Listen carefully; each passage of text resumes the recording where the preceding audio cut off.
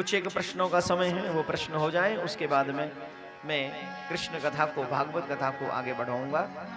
ध्यान पूर्वक उन प्रश्नों पर थोड़ा सा शर्मा जी से कहूंगा कि उन प्रश्नों को थोड़ा सा मेरे से करें और फिर उनके बाद कथा को आगे बढ़ाऊंगा।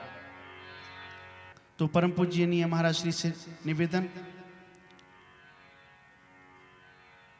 सागर मध्य प्रदेश से ये प्रश्न है, उन्होंने नाम नहीं पूछ नहीं पाए होंगे हमारे, कि दुष्टों का संग यदि मिल जाए तो व्यक्ति को क्या करना चाहिए। परम पूजनीय महाराज श्री।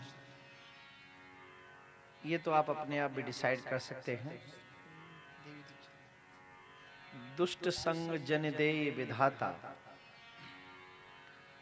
दुष्टों का संग वो परमात्मा कभी न दे, उससे बढ़िया है चाहे हमें नरक में वास मिल जाए। क्योंकि अगर दुष्ट के संग रहेंगे तो दिन पे दिन हमारे कर्म बिगड़ते चले जाएंगे। तो कर्म को अगर सुधारना है तो सबसे पहला काम करिए, दुष्ट का संग छोड़ दीजिए।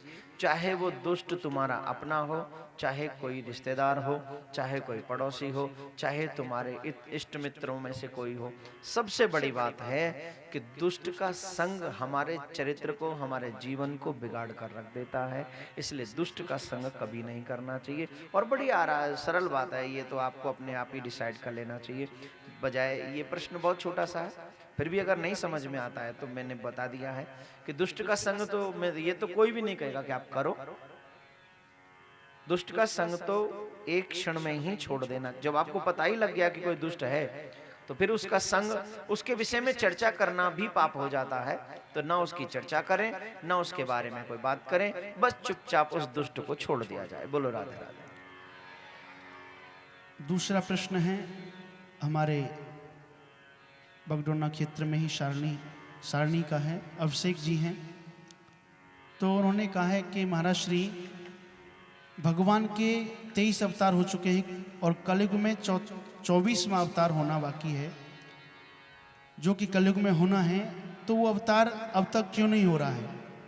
यानी पाप जो है बहुत हो चुका है, अत्याचार बहुत हो चुका है। 24वां अवतार कब होगा महाराज श्री? बड़ी जल्दी है भगवान से मिलने की। देखिए, कलयुग के अभी मात्र 5,500 वर्ष निकले हैं और कलयुग की आयु 4,32,000 है। कितनी? इतनी है ना सर? 4,32,000 है। और 4,32,000 की उम्र में हम अगर 5,500 वर्ष में सोच ले कि भगवान आ जाएगा, अभी तो मात्र शुरुआत है। कलयुग की शुरुआत है, अभी तो बहुत समय पड़ा है मेरे भाई। इंतजार करो, भगवान का अवतार अवश्य होगा, एक दिन जरूर होगा। लेकिन निवेदन, कलयुग जो है 4,32,000 वर्ष का है। लेकिन एक बात हमेशा याद रखिए, प्रत्येक युग में प्रत्येक युग का समावेश होता है। सतयुग में भी कलयुग का पहरा रहा, द्वापर युग में भी, त्रेता युग में भी कलयुग का पहरा रहा। भाई सतयुग इतना अच्छा युग है, उसमें भी हिरण्याक्ष और हिरण्यकश्यप जैसे राक्षस पैदा हुए, तो उस समय कलयुग का प्रवेश था। त्रेता युग में भी रावण इत्यादि कुंभकर्ण जैसे राक्षस पैदा हुए, उस समय भी कलयुग का प्रवेश था। द्वापर युग में भी अंतिम समय पर कलयुग का प्रवेश था, पहरा था। उस समय कंस, शिशुपाल, दंतवक्र इत्यादि जैसे दुष्ट पैदा हुए। तो अभी कलयुग है, प्रथम चरण है, शुरू में कलयुग चल रहा है। फिर कुछ समय बाद और युगों के भी ये जो है पहरे आएंगे, तो उस समय बीच में कुछ अच्छा समय हो जाएगा। और अंतिम समय पर जब कलयुग, घोर कलयुग होगा, कहते हैं सिर्फ इतना,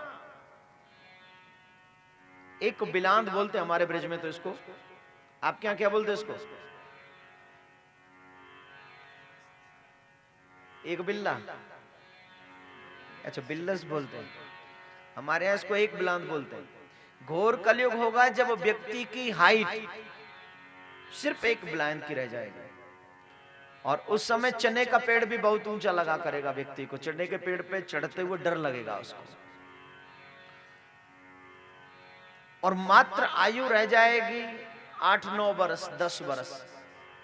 वो घोर कलयुग होगा जहां पर सारे रिश्ते दूषित हो जाएंगे, ना बाप बेटी का रिश्ता ठीक रहेगा, ना माँ बेटे का रिश्ता, ना बहन भाई, मतलब बोलना नहीं चाहिए, लेकिन घोर कलयुग वही होगा। और उस समय मेरे गोविंद अवतार लेकर आएंगे, कलयुग को समाप्त करेंगे, पुनः सतयुग का प्रारंभिकरण करेंगे। तो मेरे भाई इंतजार करिए, गोविंद जरूर आएंगे। इतनी जल्दी उस कलयुग को मत बुलाइए, थोड़ा सा। इसीलिए तो बार बार कहता हूं, अगर अब हम लोग बड़े लकी है, सौभाग्यशाली हम लोग, कि हमें इस समय पे मौका मिल गया जन्म लेने का, और इस समय मानव बनकर आ गए। सपोज करो अगर उस समय पे, तो जो अब नहीं मुक्ति कर पा रहे हैं, उस समय कैसे कर पाएंगे? हम लोग बहुत लकी हैं जो इस समय पर, अभी पाप उतना नहीं है, अभी भी मर्यादाएं हैं, धर्म है, सब कुछ है। तो इस समय पर हम लोग भगवान का भजन करके, मात्र भजन करके, जिंदगी में 2 काम याद रखो, एक किसी का बुरा मत करो, दूसरा प्रभु को कभी मत भूलो। मैं गारंटी से कहता हूं तुम्हारी मुक्ति निश्चित है, तुम्हारी मुक्ति निश्चित है। और अब की बार अगर ये मौका मिल गया है तो मेरे प्यारे हाथ से मत जाने दो, वरना अगर उस घोर कलयुग में मौका मिल गया ना, फिर तो पॉसिबल ही नहीं है कि हमारा कुछ हो जाए। अब की बार ही कर जाओ जो कुछ करना है, अगली बार का इंतजार मत करो। और मेरे भाई भगवान से मिलने की इतनी जल्दी मत करना, विशेषकर कल की भगवान की, उन्हीं से मिलेंगे ऊपर चल के। अच्छे कर्म कर लो, जल्दी मिल लेंगे उनसे, फिर जरूरत नहीं पड़ेगी किसी और भगवान से मिलने की। बोलो राधे राधे। ये प्रश्न है योगी जोशी मोहाली से। भगवान श्री कृष्ण या किसी देवी देवता पर हम हार चढ़ा सकते हैं या नहीं? पुष्पमाल चढ़ा सकते हैं, बिल्कुल चढ़ा सकते हैं, क्योंकि मेरे गोविंद को तो पुष्पमाल से बहुत, पुष्पों से बहुत ज्यादा प्यार है, फूलों से बहुत ज्यादा प्यार। आपने देखा होगा किसी भी मंदिर में चले जाओ और जो भी कर लो, आरती कर लो, वंदना कर लो, ये कर लो, वो कर लो, लेकिन जैसे ही आप फूल माला मेरे गोविंद को अर्पण करते हैं ना, उस छवि में से एक अद्भुत छटा नजर आती है। और उस छटा का अवलोकन अगर आप तभी कर सकते हैं जब आपकी भावनाएं शुद्ध हैं। तो जैसे पुष्पमाल पहनाएंगे ना, तो उस छवि में अद्भुत प्रकाश जागृत हो जाता है। तो मेरे गोविंद को ये पुष्प बहुत प्रिय है। एक भक्त की मुझे बात याद आ रही है। हमारे ब्रज में एक बहुत बड़े भक्त हुए हैं, संत जमुनादास जी। और वो जमुनादास जी भगवान के बहुत बड़े भक्त थे, नित्य जमुना में स्नान करते थे और नित्य गोविंद के दर्शन किया करते थे। एक दिन जब वो जमुना जी से वापस आ रहे थे स्नान करके, तो उन्होंने एक पुष्प देखा एक माली के पास में। वो पुष्प बहुत बहुत सुंदर था, इतना सुंदर था वो पुष्प कि उसे देखकर उनके मन में एक इच्छा हुई कि मैं इस पुष्प को गोविंद के चरणों में अर्पित करूं। लेकिन जब उस पुष्प को वो खरीदने लगे, उसी समय एक नास्तिक व्यक्ति भी आ गया, और नास्तिक व्यक्ति को भी वो पुष्प बहुत अच्छा लगा। उसने कहा अगर ये पुष्प को ले जाकर मैं अपनी प्रेयसी को दूं और वो अगर अपने जूड़े में लगा ले तो वो बहुत खूबसूरत लगेगी। तो उसने कहा कि भाई इस पुष्प को मैं लेके जाऊंगा। एक तरफ भक्त बोले इस पुष्प को मैं लेके जाऊंगा, एक बार वो नास्तिक बोले कि मैं लेके जाऊंगा। माली बोला जो मुझे ज्यादा पैसा देगा उससे मैं ये पुष्प दूंगा। भगत जी ने बोला कितने का है? बोले 1 रुपए का। भगत जी बोले मैं 2 दूंगा। नास्तिक बोला मैं इसके 100 रुपए दूंगा। नास्तिक व्यक्ति बोले मैं इसके 200 दूंगा। भगत जी बोले मैं 300 दूंगा। नास्तिक बोले मैं 500 दूंगा। संत जमुनादास जी बोले मैं इसके 1000 रुपए दूंगा। अब वो नास्तिक व्यक्ति सोचने लगे कि मैं अगर 1000 रुपए का एक फूल खरीद के जाऊंगा तो मेरी प्रेयसी प्रसन्न तो नहीं होगी, बल्कि कहेगी बहुत बड़ा मूर्ख था तू, जो इतने से छोटे पुष्प के इतने पैसे दे आया, तो उससे बड़ा मूर्ख कौन है? तो 1000 रुपए अगर मैं वैसे ही दे दूंगा तो पुष्प की जरूरत नहीं, उससे ज्यादा खुश तो वो वैसे ही हो जाएगी। रुक जाओ, ताली बाद में बजा, रुको, पहले बात तो होने दो पूरी।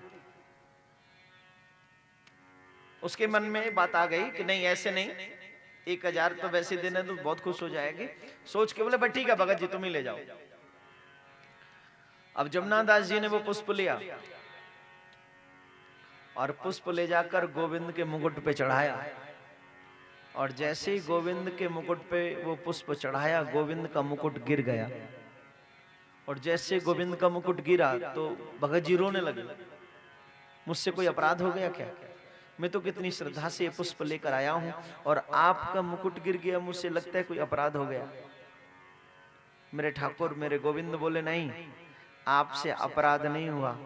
जानते हो आज आपने मेरे सर पे इतना वजन रख दिया है, इतना वजन रख दिया है, मैं सोचता हूं कि इस ऋण को मैं कैसे चुका पाऊंगा आज जो आपने मुझे दे दिया है। जमुना दास जी ने कुछ बहुत बड़ा नहीं, सिर्फ भावना अर्पित की थी एक पुष्प की। तो एक पुष्प से आप भगवान को अपना बना सकते हैं, बशर्ते आपके हृदय में प्रेम हो और प्रेम से पुष्प चढ़ाया हो। भगवान को दौलत नहीं चाहिए, मेरे गोविंद को तुम्हारा प्यार से दिया हुआ एक पुष्प चाहिए। तो कोशिश कर लो मेरे भाई, जीवन में एक पुष्प नित्य मेरे गोविंद के चरणों में चढ़ा दिया करो, नित्य चढ़ा दिया करो।